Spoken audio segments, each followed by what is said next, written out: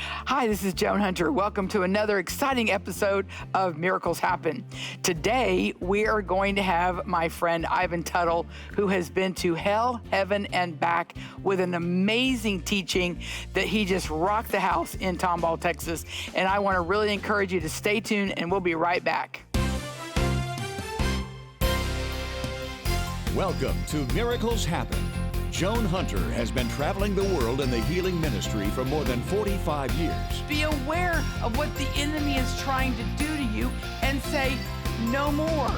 She is hosted around the world for healing and miracle services because wherever she goes, miracles happen. Joan shares her tenacious faith in how to pray for the sick. Bringing people here and sending them out to the four corners of the earth. That's my job. She traveled the world with her parents, Charles and Frances Hunter, for over 30 years. I expect a miracle tonight. Joan sees healing, signs, and wonders happen all the time in the name of Jesus, and she wants to share this with you. As anointed as I am, so are you. Whether it's filmed on location at Joan Hunter Ministries in Tomball, Texas, or from around the world, you can be sure to hear good news and receive the resounding message that miracles happen. God has anointed in the area of healing, body, mind, soul, spirit, and finances. So stay tuned and join us for this week's extraordinary episode of Miracles Happen. God is a God of hope who heals the body, spirit, and soul. Are you ready for your miracle? Miracles happen. When I was a young boy, I absolutely loved God, loved Jesus, loved everything, went to Sunday school, went to everything I could go to as a little kid. You know, Mom would take you there, and we went to Sunday morning, Sunday night, Wednesday. Then when I became a teenager, I got to go to the youth group on Fridays. I was at every service I could go to. Then in the summertime, they had kids camp till you become 12, almost a teenager. Then you can go to youth camp, and I'd go there. And I got saved at a very young age, got filled with the Holy Spirit at a very young age. And all I ever wanted to do all my life was to just praise the Lord. So I really loved God, so I wanted to become a preacher because I thought that would just be the ultimate thing to do is just become a preacher. So I went to Bible college. Anybody in here ever been to Bible college before? Okay, good. So what happened is during one break, during a Christmas break, I met a young lady. And unfortunately, I never went back to school. I didn't do a lot of bad things until I turned 21. On my 21st birthday, I went out and drank for the first time in my life. I didn't drink. I didn't do anything like that. But on that same night, that's the first night I smoked pot. And the combination of the two, talk about a lightweight, combination of the two, I was hallucinating. So I messed up, but you know what? I couldn't go back. I knew God existed, and my whole life was there, but I kept not denying it. I just kept not looking at it. I didn't want to know. When I felt the presence of God, I'd walk away from it. You see, it scared me. I was like, no, I can't do that. I messed up. I can't. I was supposed to be a preacher. I can't be a preacher, so I got into sales. Started doing something. Started making a living. Started doing what other people do. Then I got into car sales. And pretty soon, because I liked the drugs, I started selling those too. Now, back in the 70s, yes, I'm that old. Back in the 70s, when this happened to me, I was making over 6 figures in the car business. I was doing really, really good. I was selling more cars than 2 or 3 other salesmen combined together in the dealership. So I did these things, and I really messed up my life.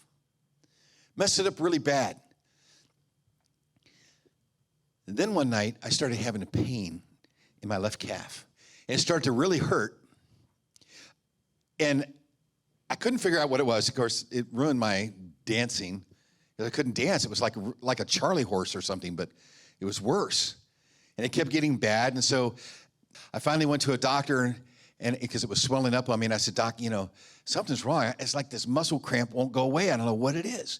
Doctor looked at me and he said, I think you have a blood clot. Well, actually what he said is, I think you have something called thrombophlebitis. That's what they called it back then.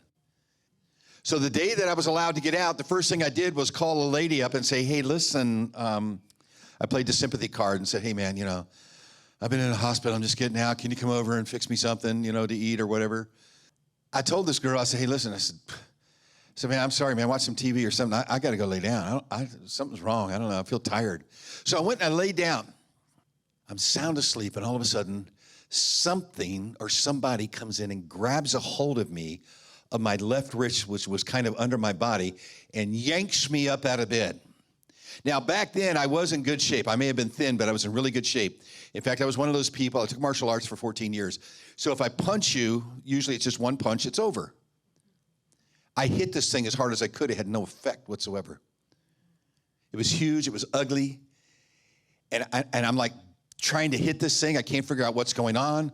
I'm like, this is crazy. I see the light switch over there, and I think, this has got to be a bad dream. If I just can cut the light on or turn the light on, if I turn the light on, this will go away. And I reached over, and my hand went right through the wall. And I thought, what in the world? And I turn around, and I'm still in the bed.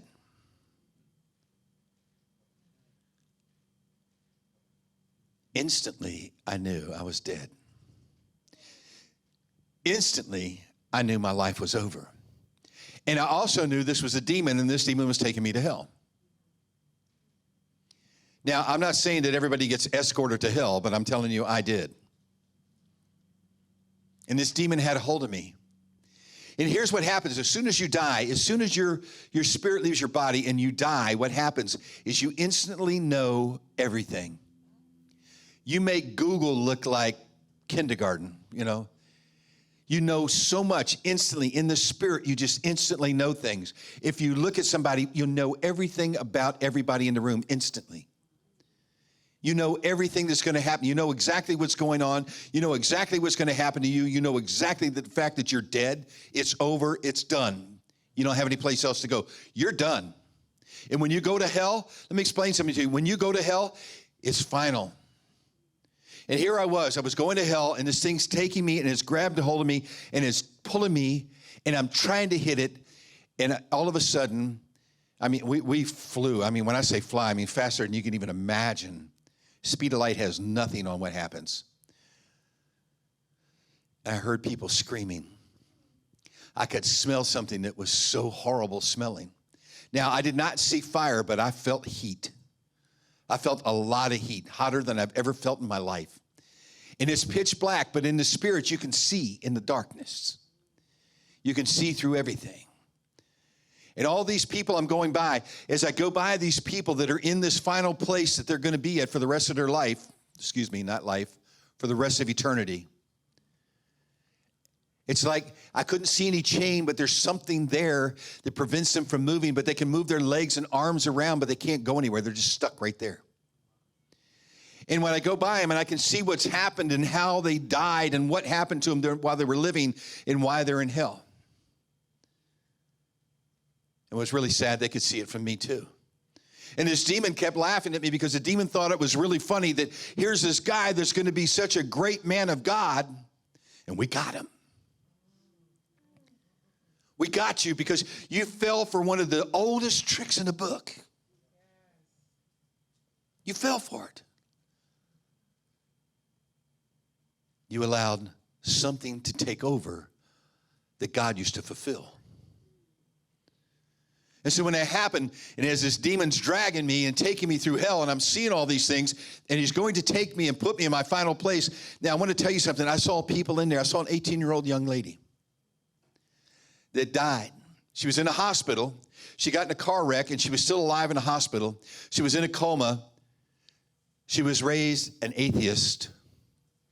Well, not what we really call an atheist, but she was raised not believing, not going to church, that everybody's just good. And yet her parents were in a hospital when this happened to her, and she was in a coma for a little bit, and she can remember her parents praying to God. But she didn't know what that was about. She went to Sunday school a couple of times in her life, and I knew all this about her. She went to Sunday school a couple of times, and it was like, wow, this is kind of cool, neat people. And that was it. She didn't get it because nobody gave her the proper message. There's a lot of churches out there that don't give a message anymore. So this girl died, and she went straight to hell. There's a lot of people down there that believe that they're saved because they believe in once saved, always saved. Don't believe in that, because I was saved, and I was in hell. And I'll tell you this right now, there's more people in hell from once saved, always saved, believing that all you got to do is something once and you're done and you don't have to worry about a thing. There's more people in hell for that than there are people that worship Lucifer. Think about that. You see, what we don't understand is that hell's real. And when things like this happen, and when you go through an experience like this, and you see people in hell, and you realize how hopeless it is, and I'm looking at all these people, and I'm understanding what all these people are in there for, and then I realize that I'm there too. And I'm thinking, I didn't hurt anybody. Why am I in hell? I didn't hurt anybody. Well, maybe the drugs did, but I didn't hurt them. I don't know. Nobody ever complained about the drugs I gave them or sold them. Nobody complained about the things that I did, but what I did was wrong. I was a horrible guy. I'm going to be real blunt with you. I was terrible. I just used people. Just don't care. Didn't care at all. I turned so cold inside, so heartless. And that's what happened to me when I was a very loving kid. You see, the demons love that. They love to snatch each and every one of you that are sitting in this room. The demonic just wants to take you down any way they can. I don't care who you are. I don't care what education you have. I don't care anything. If you think you can't, you won't. But if you think you can, you will. You see, there's more to it than you actually understand. There's a spiritual aspect that goes along with the words that you speak. So when you speak the wrong words, that's what's going to happen. I saw that also down there. I saw preachers in hell, evangelists in hell. Yeah. There's a lot of people down there. I saw people that you would think were really good people. They were good people. But there's only one way to get out of that place before you go there. And as this demon was taking me, and I want to tell you something too. The thing that affected me the most when I was in hell was not that the fact that the demons had complete control over me. There was nothing I could do. But the other thing was the hopelessness. You see, because when you're in hell, it's hopeless. If you jumped out of an airplane out here, perfectly good airplane, without a parachute, and the only place, everything on the earth was nothing but rock and concrete below you. And you know that when you jump out of the airplane 15,000 feet up or however far up you want to go, and you're going to come down on the ground and you're going to land on your head, you have more hope of believing that you can get up and walk away from that than when you're in hell. Because when you're in hell, there's no hope. I'm telling you, there's no hope, none. There's nothing left. You're done. They've got you. And there I was. And this demon's taking me. And and I have to be honest with you, it affects me every time I talk about it. That's why I don't really like to talk about this part of it, but I have to. Because you need to understand the whole aspect of what happened. As this demon's taking me, and this demon is putting me in my final place, a voice rang out. And when this voice rang out, it says, "You must let him go. It's not his time. I made a promise to his mother."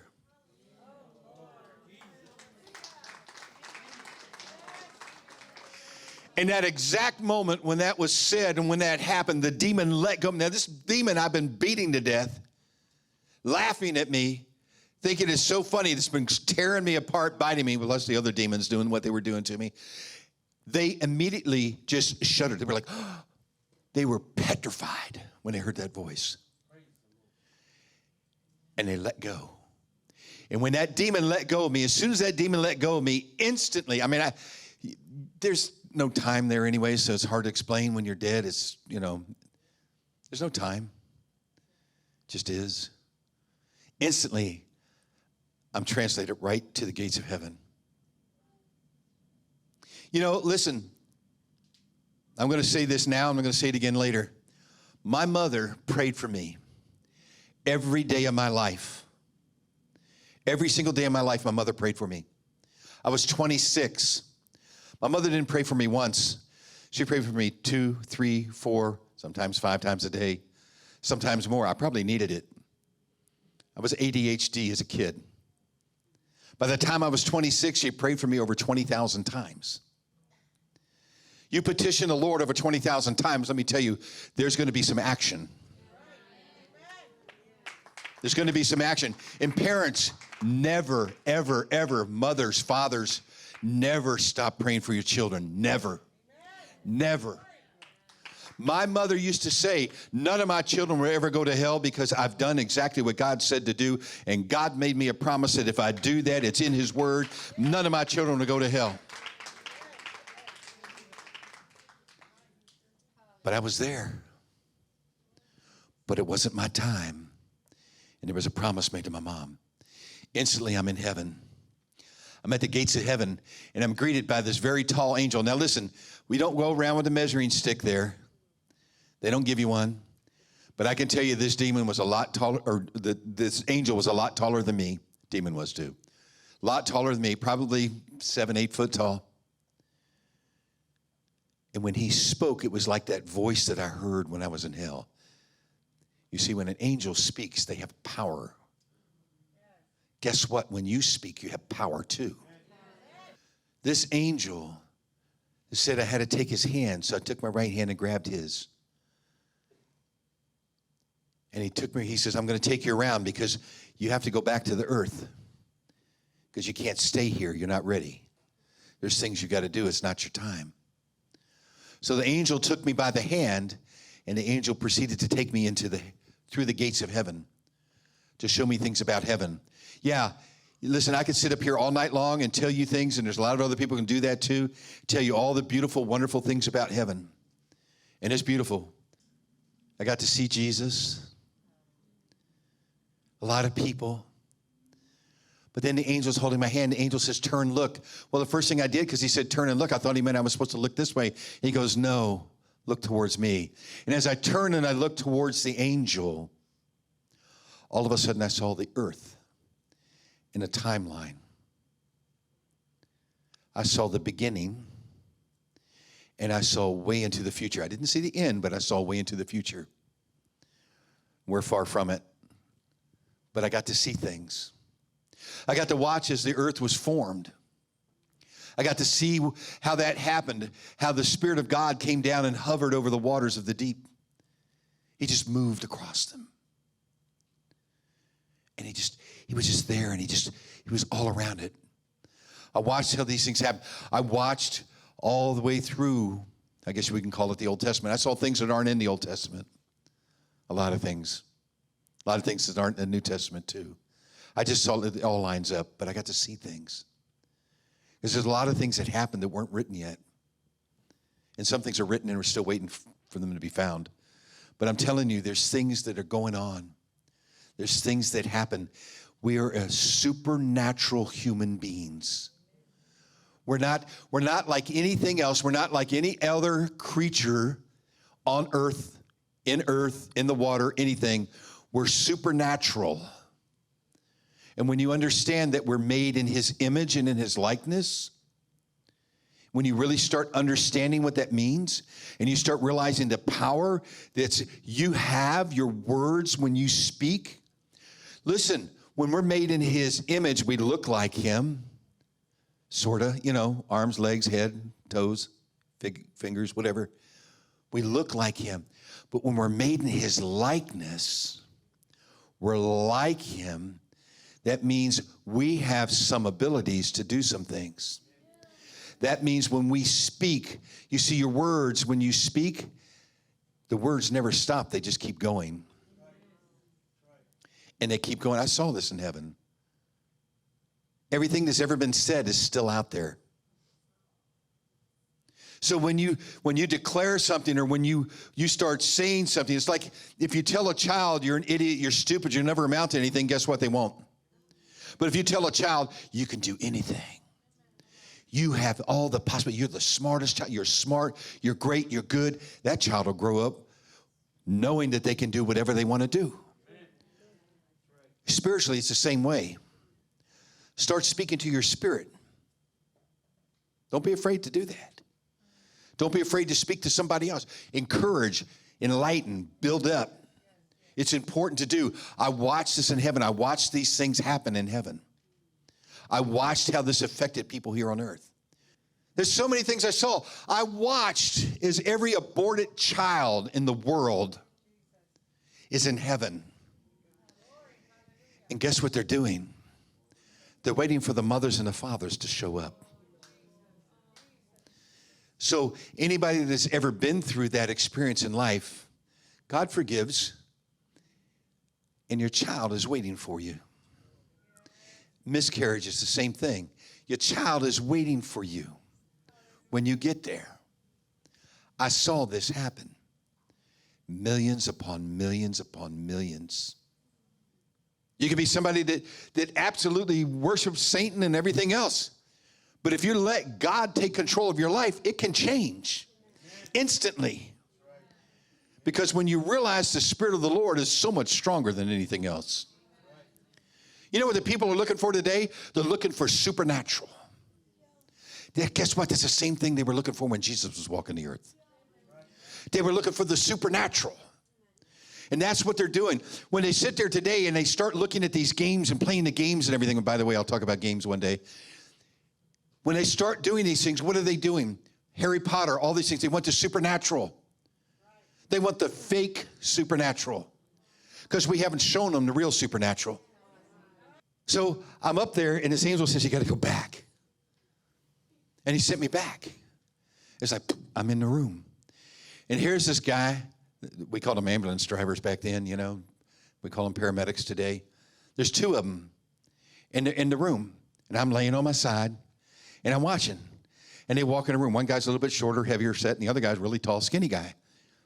And the heavier set guy came over.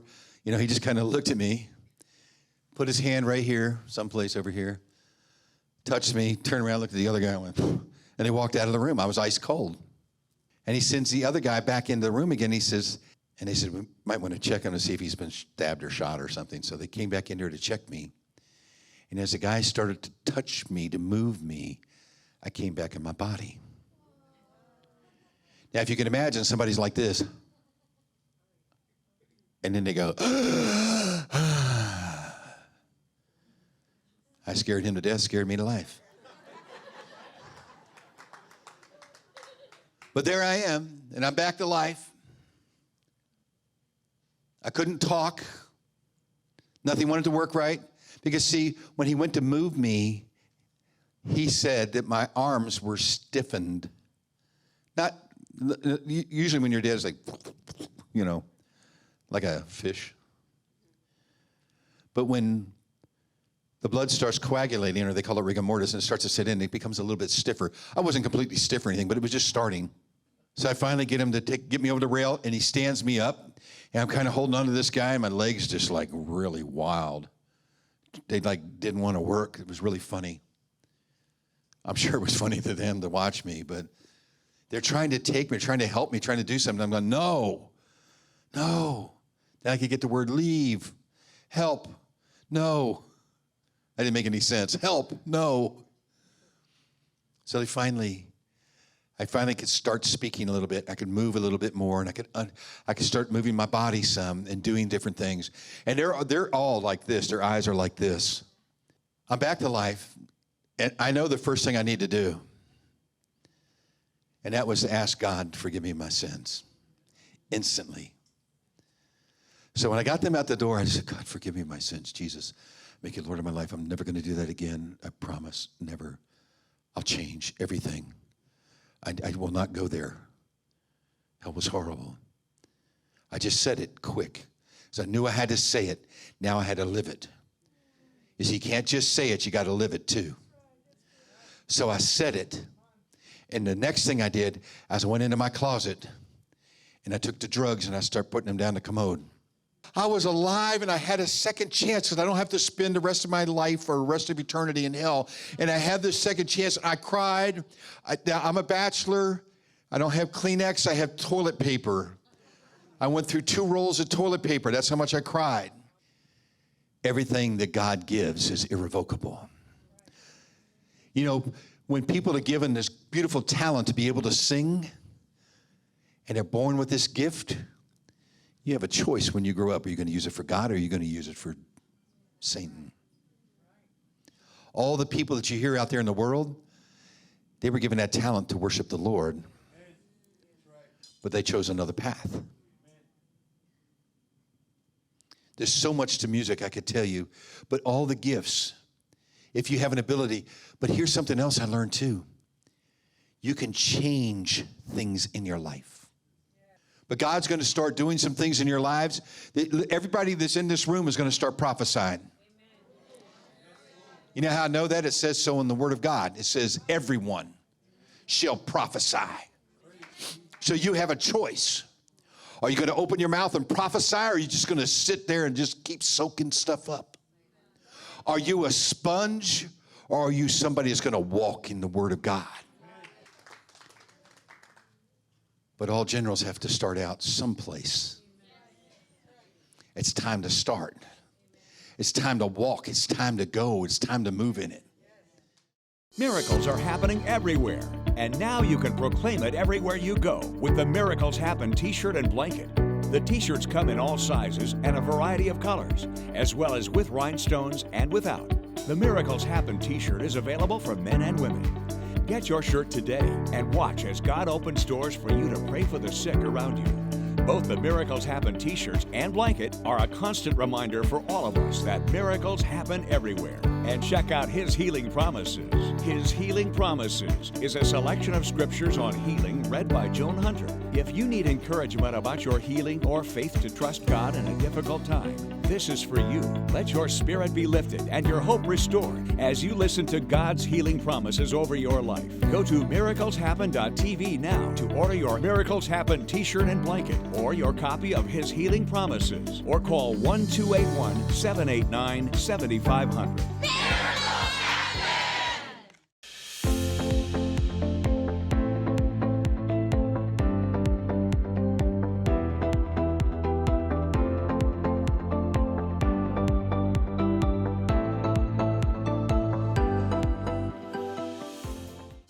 Thank you so much for watching. I encourage you to contact us at miracleshappen.tv. You can do for prayer, you can do donation, but you know what? God bless you, and thank you for watching, and we'll see you next week. Miracles happen. Thanks for watching Miracles Happen. Contact us at miracleshappen.tv or give us a call at 1-281-789-7500 or connect with Joan on Facebook at facebook.com/Joan Hunter. And make sure to join us next week for Miracles Happen. God is a God of hope who heals the body, spirit, and soul. Are you ready for your